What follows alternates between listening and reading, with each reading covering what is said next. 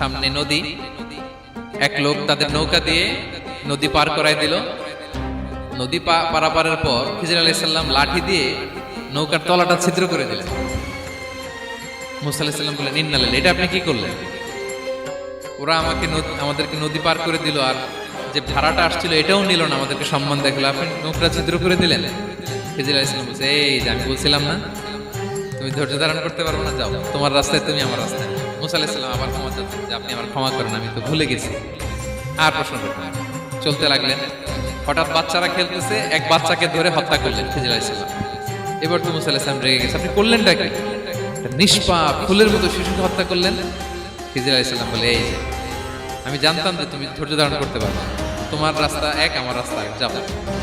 এবার মুসা আলাইহিস সালাম করজোর করতেছে যে this is the last chance, একটা ফাইনাল চান্স দেন, একটা সুযোগ দেন, আর আমি প্রশ্ন করব, এটাই লাস্ট। বললেন ওকে, ঠিক আছে।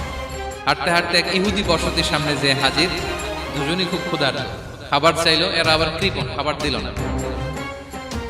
তো খিজির আলাইহিস সালাম বললেন, ঠিক আছে, খাবার যেতে দিচ্ছেন, আমরা চলে যাই। যাওয়ার পথে দেখতেছে এই এলাকার একটা দেয়াল ভেঙে পড়ে যাবে।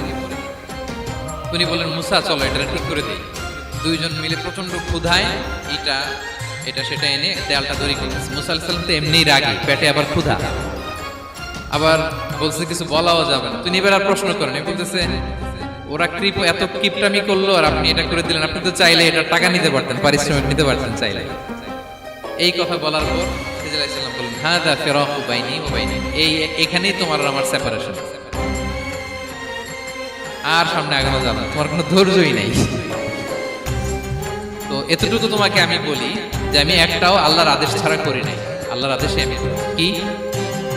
এক নম্বর হচ্ছে ওই যে আমাদের ভাড়া নিতে চাইলো না, আমাদেরকে পার করে দিল, নৌকাটা ছিদ্র করেছি কারণ এই এলাকায় একজন জালিম বাদশা আছে, সে নৌকা পেলেই গরিব মাঝিদের নৌকা সিজ করে নিয়ে যায়।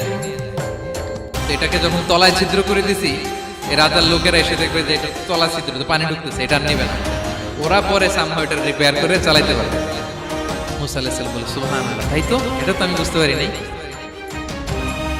আর ওই ছোট শিশুটাকে হত্যা করছি, ও অনেক বড় জালিম হবে এলাকা, তার ফিতনায় এলাকাবাসী তটস্থ থাকবে, সে তার মা বাবাকেও জাহান্নামে নেবে। এজন্য আল্লাহ তাআলা আদেশ দিয়েছেন আমাকে, আল্লাহর আদেশে আমি তাকে হত্যা করেছি। মুসা আলাইহিস সালাম বললেন, তাই তো, এটা তো অনেক ভালো কাজ করছেন। বলতেছে, তাহলে ওইটা বলেন, খাবারও দিল না, এত কৃপণ, এদের দেয়াল কেন ঠিক করতে গেলেন আপনি? তখন তিনি বললেন যে আসলে এটা একটা ইয়াতিমদের ঘর ছিল, দুইটা ইয়াতিম শিশু, তাদের বাবা মা খুব ভালো ছিল, আর এই দেয়ালের নিচে আছে গুপ্তধন, এই দেয়ালটা পড়ে যাবে, এই গুপ্তধন তারা ছোট মানুষ নিতে পারবে না, এলাকাবাসী তাদেরকে বঞ্চিত করে নিয়ে যাবে।